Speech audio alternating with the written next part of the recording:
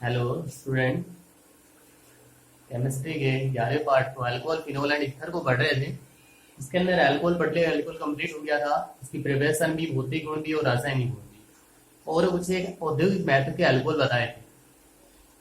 तो उनके अंदर ज्यादा कुछ नहीं है, एक तो प्रिपरेशन है कहाँ से उन्हें प्राप्त करते हैं और एक है कि क्या क्या उनके उपयोग, जैसे मैथेनॉल है, एथेनॉल है, ग्लिसरॉल है, तो उनके कहाँ उपयोग होते हैं वो सब उनके अंदर। तो मैथेनॉल को पहले लकड़ी के बंधन से प्राप्त करते थे, इसलिए उसे कास्ट स्पिरिट भी कहते हैं। और उसे वाटर गैस से CO+H2 से प्राप्त करते हैं। और जो एथेनॉल होती है, एथेनॉल जो होती है उसे शर्करा के किण्वन से प्राप्त करते हैं। जो ग्लूकोज होती है तो उसका किण्वन कराया जाता है। किण्वन के लिए उसके अंदर जाइमेज इन्वर्टेज जो एंजाइम होते हैं वो काम आते हैं, इसके अंदर पाए जाते हैं, तो इससे एथेनॉल बनती है। कहाँ कहाँ उपयोग है वो सब बारे के हैं, उनमें से पढ़ लें। आज का जो टॉपिक है वो है फिनोल। अल्कोहल के बाद फिनोल। तो फिनोल कौन होंगे कि जब हाइड्रोक्सी समूह डायरेक्ट बेंजीन रिंग पे जुड़ा है तो फिनोल होता है। जैसे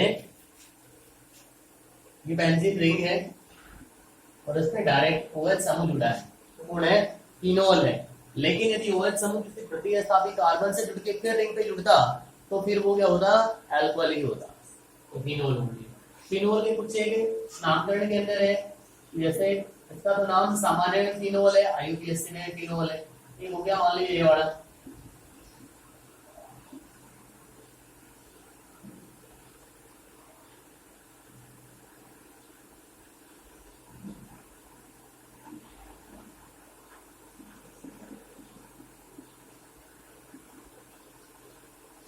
इसका सामान्य नाम ऑर्थोक्रिस्टोल है, इसका मेटाक्रिस्टोल है, इसका पैराक्रिस्टोल है। IUPAC के अंदर कहेंगे तो 2 नंबर पे मैथिल है, अन्यथा ये फिनोल था तो 2 मैथिल फिनोल है, 3 मैथिल फिनोल है, 4 मैथिल फिनोल हो गया। इससे इनके अंदर नामकरण। एक मान लीजिए हम CH3 हटा के यहाँ पे जोड़ देते हैं OH, यहाँ भी OH,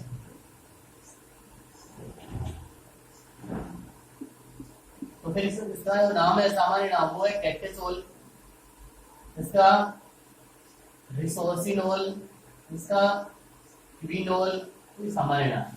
IUPAC के अंदर पेंसिल रिंग है जिसके साथ में 1 पे और 2 पे कौन जुड़े हैं, हाइड्रोक्सी समूह जुड़े हैं, तो 1,2 डाइहोल, ये 1,3 डाइहोल और ये है 1,4 डाइहोल। बेंजीन 1,2 डाइहोल, 1,3 और 1,4 नाम का। तो मेन तो इसके अंदर है इसकी प्रिपरेशन वो पढ़ेंगे।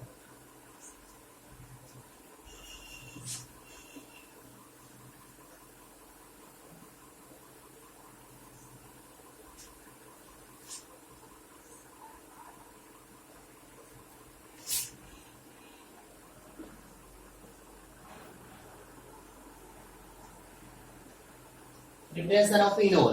प्रिपरेशन ऑफ फिनोल के अंदर इन्होंने 2 अभिक्रियाएं तो फिनोल के निर्माण की 10वें पार्ट के अंदर ही पढ़ ली। एक तो BDC से बना सकते हैं कि बेंजीन डाइज़ोनियम क्लोराइड की यदि भाप के साथ अभिक्रिया करा दी तो फिनोल बन जाए। और एक जो हेलोअरीन होती है उनकी अभिक्रिया सोडियम हाइड्रोक्साइड या पोटेशियम हाइड्रोक्साइड से करा के भी बना सकते हैं।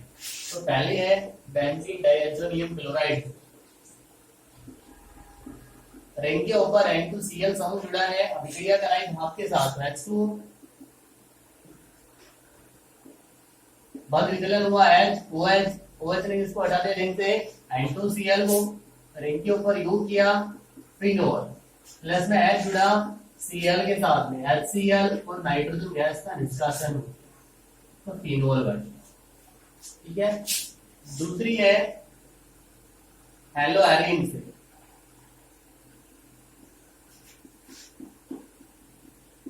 मान लीजिए रिंग के ऊपर कौन जुड़ा है, Cl जुड़ा है, क्लोरोबेंजीन है, तो हमें कौन जुड़ रहा है, OH जोड़ना है। तो इसकी अभिक्रिया कराओ जलीय NaOH या KOH। डायरेक्ट कराते तो नहीं होती है, हमने पढ़ा भी था। यहाँ यदि समूह में -I वाले जुड़ते जाते हैं तब तो अभिक्रिया बड़ी संभावना होती है, लेकिन यहाँ डायरेक्ट अभिक्रिया नहीं होती। यहाँ हाई टेम्परेचर और हाई प्रेशर के ऊपर अभिक्रिया होती है, क्योंकि क्लोरोबेंजीन में रेजोनेंस चलता है, उसके कारण कार्बन और Cl के बीच डबल बॉन्ड आ जाते हैं, तो OH Cl को नहीं हटा पाता है। तो यहाँ चाहिए 623 केल्विन टेम्परेचर और 300 एटमॉस्फेयर दाब के ऊपर। अब OH रिंग से Cl को हटाएगा रिंग के ऊपर योग होगा OH का, साथ में सोडियम क्लोराइड, वो फिनोल बने। दो होगी प्रिपरेशन के अंदर। तीसरी बेंजीन सल्फोनिक क्लोराइड।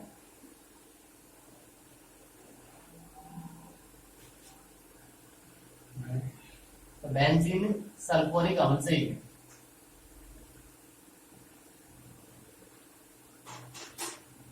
क्लोराइड। मतलब रिंग के ऊपर कौन जुड़ा हुआ है? SO3H समूह जुड़ा है, और इस SO3H समूह को हटा के हमने OH जोड़ना है। तो OH जोड़ना है तो सबसे पहले अभिक्रिया NaOH क्षार से होगी। अब NaOH क्षार से होगी तो Na प्लस देगा, OH माइनस, ये अम्ल है तो SO3 minus H plus, H plus OH minus बना लेंगे H2O, तो SO3 के साथ योग होगा Na का, तो रिंग के ऊपर जुड़ा SO3N। अब हमें SO3 हटाना है, ऑक्सीजन को लेके आना है, तो यहाँ दो NaOH काम में आएंगे।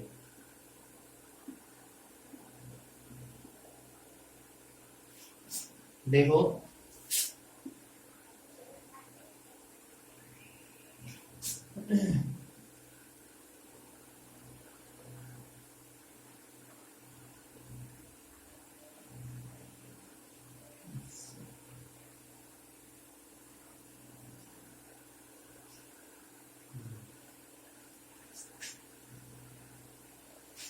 एक NaOH साइन तो Na प्लस OH माइनस, ठीक है।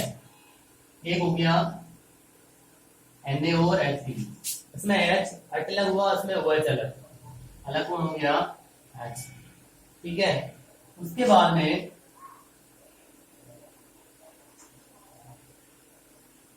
इधर कौन है? Na और Na, दो है, Na2, यहाँ कौन है?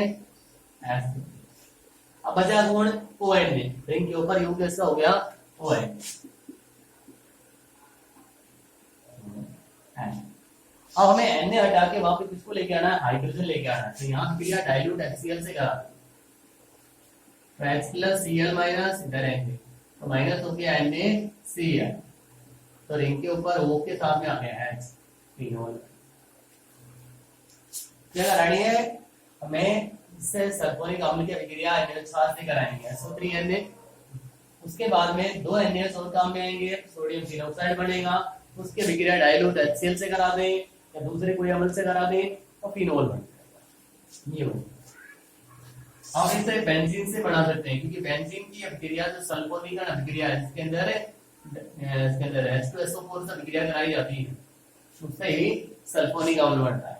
यदि मान लीजिए किस तरह के बेंजीन से फिनोल बनाइए तो बना लेंगे, बेंजीन से सल्फोनिक एसिड बना लेंगे, फिर उसके बाद सोडियम फिनोक्साइड और फिनोल बना।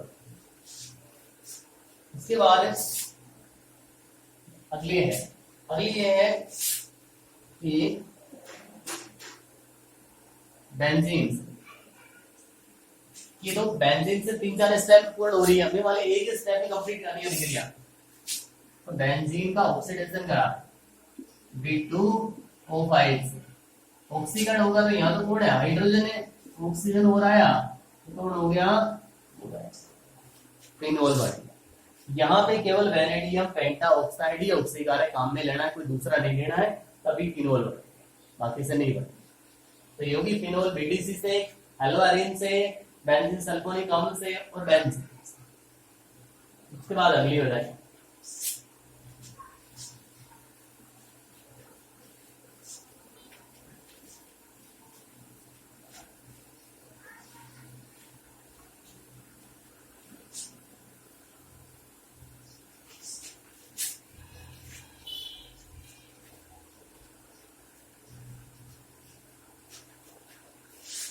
विचार बात भी है सैलिसिलिक अम्ल से।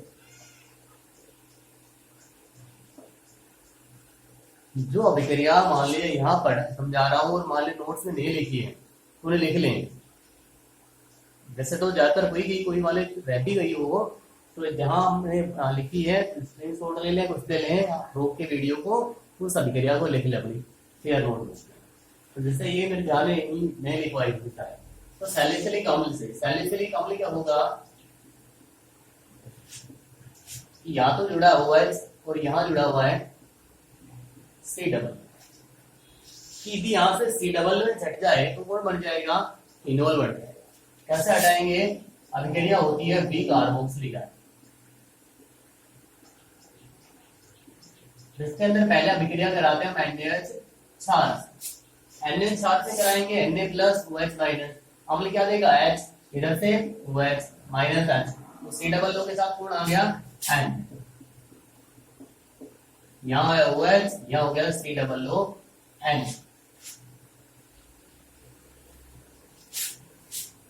अब फिर दोबारा से NaOH के साथ अभिक्रिया, साथ में होता है calcium oxide, NaOH plus calcium oxide को कहते हैं बताया गया अभी के अंदर भी, एल्केन के निर्माण के अंदर, इसके अंदर कार्बोक्सिलिक समूह बढ़ता है, बी कार्बोक्सिलिक अभिक्रिया होती है, सोडा लाइन से अभिक्रिया कराती है और ये कहलाती है बी कार्बोक्सिलिक, मतलब बी का मतलब हटना, तो कार्बोक्सिलिक समूह हट जाए। देखो वन टूटा, ये वाला इधर, ये वाला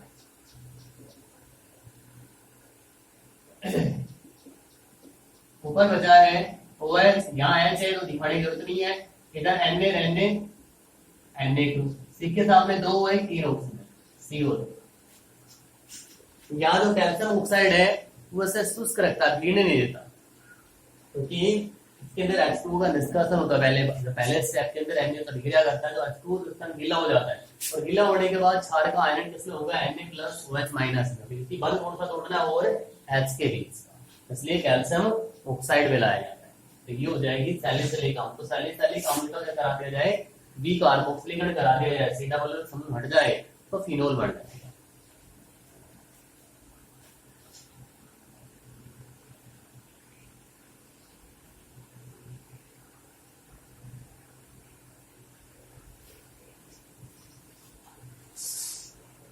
अगली है क्यूमीन से,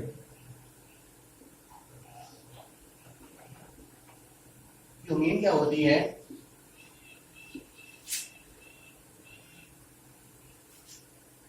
आइसोप्रोपिल बेंजीन को कहते हैं क्यूमीन,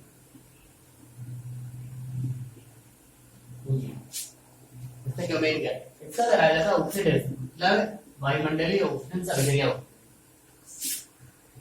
तो दोनों ऑक्सीजन परमाणु कार्बन और हाइड्रोजन के बीच ले आते हैं,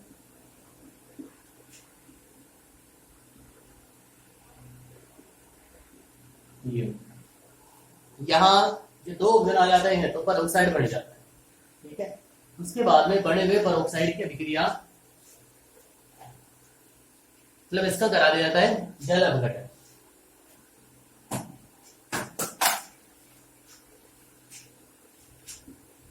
अम्ल की उपस्थिति के अंदर जल अपघटन कराते हैं, जल अपघटन कराते हैं तो क्या होगा, रिंग से कौन हट जाएगा, CH3CO, CH3 कीटोन अलग, OH का रिंग के ऊपर योग हो जाएगा, तो ये हो गया फिनोल और प्लस में CH3CO CH, तो क्यूमीन से बढ़ता है। उसके बाद बनाते हैं ग्रिग्नार्ड अभिकर्मक,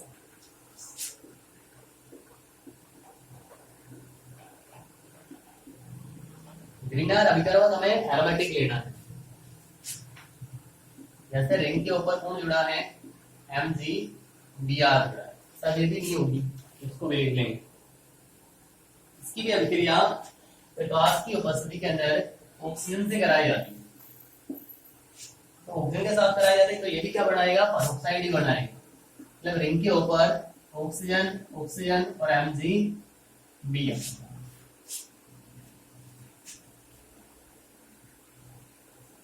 फिर दोबारा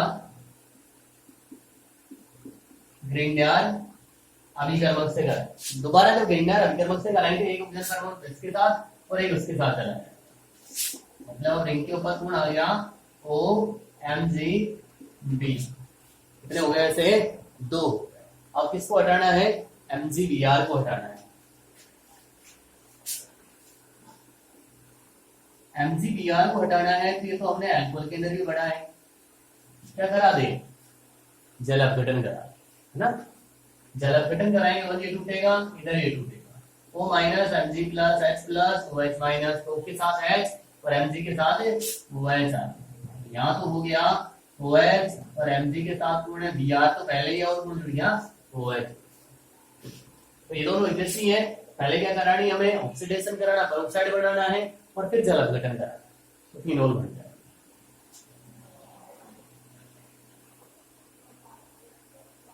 बेंजीन से तो बना ही ली, इसके बाद में है रोसिंग प्रक्रम। रोसिंग प्रक्रम बेंजीन से हैलोअरीन बनाने का है।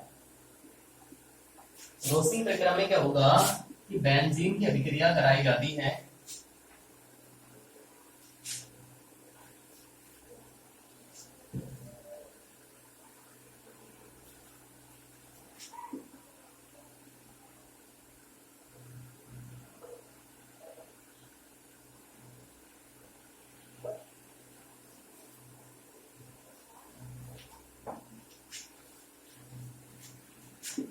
HCl डायरेक्ट क्लोरीन से नहीं होगी, HCl और वायुमंडलीय ऑक्सीजन से होती है। CuCl2 या FeCl3 की उपस्थिति में होती है। अब देखो रिंग के ऊपर कौन जुड़ा है, हाइड्रोजन, HCl HOCl में टूटेगा तो Cl किसको हटा देगा, H को, एक H दूसरा H ऑक्सीजन के साथ क्या बनाएगा, H2, तो यहाँ हो गया क्लोरोबेंजीन प्लस H2। अब बना हुआ क्लोरोबेंजीन से हमें क्या बनाना है, फिनोल, साथ अभिक्रिया करा दे वह का योग हो जाएगा। तो यहाँ लिखा हमने क्लोरोबेंजीन और इसकी अभिक्रिया चाहे NH4 से करा दे या फिर हम जल अपघटन भी करा सकते हैं HOH के अंदर, तो सिलिका की उपस्थिति के अंदर होगी, हाई टेम्परेचर के ऊपर अभिक्रिया कराई जाए 723 केल्विन पे, ये 523 के ऊपर होगी, नॉर्मल टेम्परेचर पर गया नहीं होती है। तो OH किसको हटा देगा, Cl, तो रिंग के ऊपर यू हो गया OH और प्लस में हो गया HCl। तो ये जो था ये अभिक्रिया रोसिंग प्रक्रम, ये क्लोरोबेंजीन के औद्योगिक उत्पादन की विधि, फैक्ट्रियों के अंदर निर्माण किससे किया जाता है, बेंजीन से किया जाता है। तो ये सारी की सारी फिनोल की प्रिपरेशन कंप्लीट क्या है। सैलिसिलिक अम्ल से बीटारबोक्सिलीकरण कराएंगे, क्यूमीन से बनानी है तो पहले ऑक्सीकरण कराएंगे, ऑक्सीकरण के अंदर पेरोक्साइड बनेगा, फिर उसका जल अपघटन कराएंगे, ग्रिंडार अभिक्रमक से ऑक्सीकरण करा के पेरोक्साइड बनाया, उसके बाद में फिर दोबारा से ग्रिंडार अभिक्रमक से अभिक्रिया कराएंगे और फिर उसका जल अपघटन करा के फिनोल बना देंगे। तो रोसिंग प्रक्रिया में पहले हैलोअरीन बनेगा और फिर फिनोल बनेगा, तो ये हो गई इसकी कंप्लीट प्रिपरेशन। उसके बाद आते हैं इनके भौतिक गुण, तो भौतिक गुण तो अल्कोहल के समान ही होंगे, कि जो फिनोल होता है वो भी जल के अंदर लगभग आंशिक विलय, बहुत ही कम विलय होता है, क्योंकि फिनोल अल्कोहल जो होती है वो ज्यादा विलय होती है। अल्कोहल विलय होने का कारण क्या है, उसका हाइड्रोजन बॉन्डिंग है, लेकिन हाइड्रोजन बॉन्डिंग ये भी कर सकता है, लेकिन इसमें जो भारी फेनल समूह जुड़ा हुआ है, ये फिनोल है, यहाँ ओवर है, हाइड्रोजन बॉन्डिंग को कौन करेगा, OH करेगा, लेकिन भारी जो फेनिल समूह है वो जल के अंदर एबेल है, ये वाला जो भाग है जल में एबेल है, जल के अंदर क्या होते हैं, आंशिक विलय होते हैं। इसके बाद में जो फिनोल है, यदि उनके क्वथनांक की या विलयता की बात होगी, क्वथनांक की बात करें तो यदि ऑर्थो और पैरा है मान लीजिए, एक तो ये है और एक मान लीजिए ये, इन दोनों में से इसका बॉइलिंग पॉइंट कम और इसका बॉइलिंग पॉइंट आधे ही रहेगा, जो रहेगा इसके पास में दूसरा जब अणु आएगा और पास पास पास इस तरह अणु जुड़ते जाएंगे इसके पास पास में, तो ये आधे के पास पास आधे क्लोज पैक हो जाएंगे, जबकि इसके अंदर क्या रहेगा, ये सब होने के कारण यहाँ गैप आ जाएगा, तो ये हो जाएंगे इनकी बॉइलिंग पॉइंट। इसके बाद में जो फिनोल है, यदि उसको वायु में खुला छोड़ दिया तो ऑक्सीकरण होकर पैरा बेंजोक्विनोन बनाता है। वैसे तो जो फिनोल होता है स्लेट क्रिस्टलीय ठोस होता है, लेकिन जब वायु में ऑक्सीकरण हो जाता है तो पिंक कलर का हो जाता है, क्योंकि उसका ऑक्सीकरण हो जाता है वायु के अंदर। तो अब पढ़ते हैं इनके अंदर रासायनिक गुण, क्या क्या इनकी रासायनिक अभिक्रियाएं, किनके साथ अभिक्रिया करके क्या क्या निर्माण करते हैं। तो रासायनिक अभिक्रियाएं उसी तरह जिस तरह से हमने अल्कोहल की पढ़ी।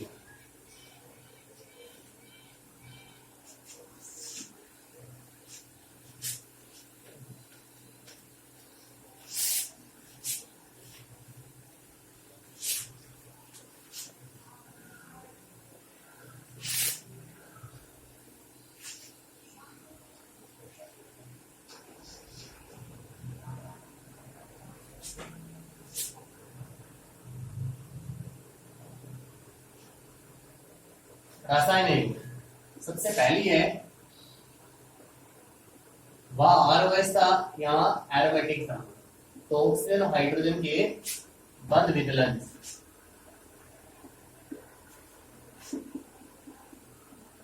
ये रहा फिनोल, आयरन कराया हमने, O माइनस प्लस में H प्लस।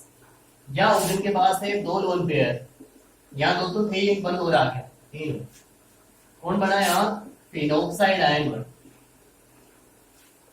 तो फिनोल से कौन बना है? Phenoxide ion. क्या दिया है? H plus ion. जो H प्लस आयन देते हैं वो अम्ल होते हैं। तो फिनोल की ये जो अभिक्रिया है ये किसको दर्शाती है? इसकी अम्लीय प्रकृति को दर्शाती है। अब अम्लीय प्रकृति को तो दर्शाती है। अब मान लीजिए इस अम्लीय प्रकृति अल्कोहल की भी थी, तो इसकी तुलना यदि अल्कोहल से कर दी जाए तो हम देखते हैं ज्यादा अम्लीय कौन सी होगी? अल्कोहल ज्यादा अम्लीय होगी या फिनोल ज्यादा अम्लीय होगी? तो यहाँ प्रश्न भी लिखवा रखा है कि अल्कोहल और फिनोल में से ज्यादा अम्लीय कौन है और क्यों है? तो अल्कोहल और फिनोल में से आप भी बताएंगे ज्यादा अम्लीय कौन है। देखिए अल्कोहल लिखा आपने एथेनॉल C2H5OH, वो आयनित हुआ C2H5O माइनस प्लस में H, हो गया यार। अब दोनों में से किसका आयन पास हुआ है?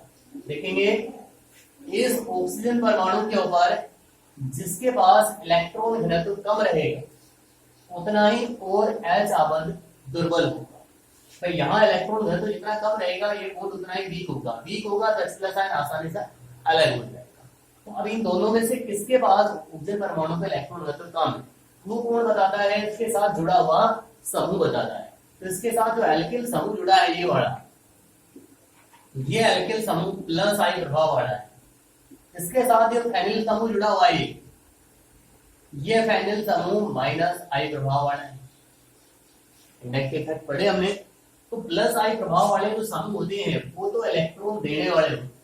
तो इसने तो ऑक्सीजन परमाणु के ऊपर इलेक्ट्रॉन घनत्व बढ़ाया है तो और H का जो बॉन्ड है वो कैसा हुआ है? स्ट्रॉन्ग हुआ है। जबकि यहाँ जो फेनिल समूह माइनस आई प्रभाव वाला है जिसने ऑक्सीजन परमाणु के ऊपर इलेक्ट्रॉन घनत्व में कमी की है तो OH बॉन्ड है वो कैसा हुआ है? दुर्बल हुआ है, वीक हुआ है, जिसके कारण उसने आसानी से H प्लस आयन दे दिया और उसने कठिनता से H प्लस आयन दिया है। अब जो आसानी से H प्लस आयन देगा वही प्रबल अम्ल होगा। तो इन दोनों में से प्रबल अम्ल कौन होगा? फिनोल होगा। ये तो एक कारण था इसका, पहला कारण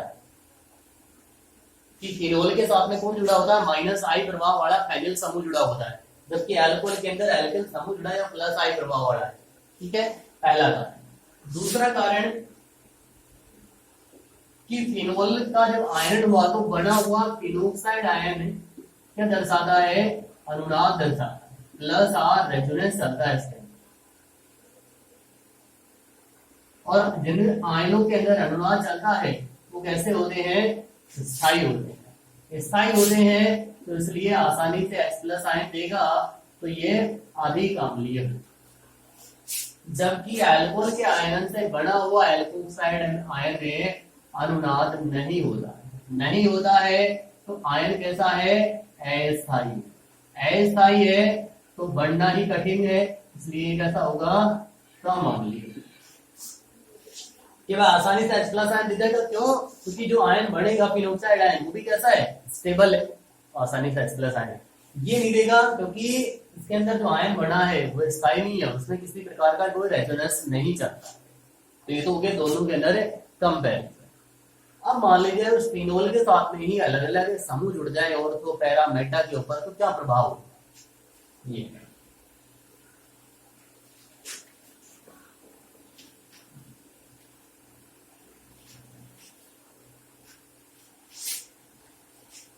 देखो फिनोल के अंदर प्लस आर रेजोनेंस के कारण ऑर्थो और पैरा के ऊपर नेगेटिव चार्ज आता है। ठीक है, यदि ऑर्थो और पैरा के ऊपर माइनस आई प्रभाव वाले समूह जोड़ दें तो क्या करेंगे? इलेक्ट्रॉन खींचेंगे। इलेक्ट्रॉन घनत्व कम करेंगे तो रिंग कहां से लेगा? ऑक्सीजन से। OH बॉन्ड वीक होगा, अम्लीय गुण इसका बढ़ेगा। तो पहला तो है प्लस आई प्रभाव वाला, यदि प्लस आई प्रभाव वाले समूह जुड़ते जाते हैं तो अम्लीय गुण क्या होंगे, अधिक होंगे। और यदि मान लीजिए माइनस आई प्रभाव वाले समूह जुड़ते हैं ना, सॉरी प्लस आई प्रभाव वाले समूह जुड़ते हैं तो अम्लीय गुण कम होंगे, क्योंकि वो तो इलेक्ट्रॉन तो बढ़ा देंगे। अब ये ऑर्थो पैरा के ऊपर होगा, यदि बेटा पोजीशन पे जोड़ दिया तो उसका प्रभाव बहुत ही कम होगा है, क्योंकि इलेक्ट्रॉन तो ज्यादा कहाँ है, ऑर्थो और पैरा के ऊपर। एक लिखा हमने 3 और एक ये जोड़ा एल्किल समूह वाला, एक जोड़ा NO2, इसने इलेक्ट्रॉन खींचा, रिंग में खींचा, इसके पास कोई ऐसा समूह जुड़ा नहीं है, ये खुद क्या कर रहा है, इलेक्ट्रॉन दे रहा है, तो रिंग में बढ़ेगा, रिंग बढ़ाएगा ऑक्सीजन के ऊपर, तो सबसे कम अम्लीय हो गया। इससे ज्यादा फिनोल हो गया, फिनोल से ज्यादा कौन सा हो गया, नाइट्रो समूह जुड़ा है तो वो हो गया। तो NO2 समय इलेक्ट्रॉन खींचा, ऑक्सीजन खींचा, OH बॉन्ड वीक हुआ, और ये समूह जैसे जुड़ते जाएंगे तो अम्लीय गुण बढ़ता जाएगा। मान लीजिए 1 जुड़ा है, फिर 2 जुड़े, फिर 3 जुड़े, तो जैसे 3 जोड़ दिए मान लीजिए हमने, एक यहाँ भी NO2 जोड़ दिया, यहाँ भी NO2 जोड़ दिया, तो सबसे प्रबल अम्ल हो जाएगा, इसका नाम है पिक्रिका, येलो कलर का होता है। तो ये हो गया इसके अम्लीय गुण के कारण कौन कौन सी क्रियाएं होंगी, जिस तरह अल्कोहल में भी है उसी तरह से होंगी इनके अंदर भी। तो बस आज के लिए इतना ही, बाकी इसके अम्लीय गुण की जो जो विक्रियाएं हैं, बाकी और यानी कि लेक्चर बचती वो कल की क्लास में।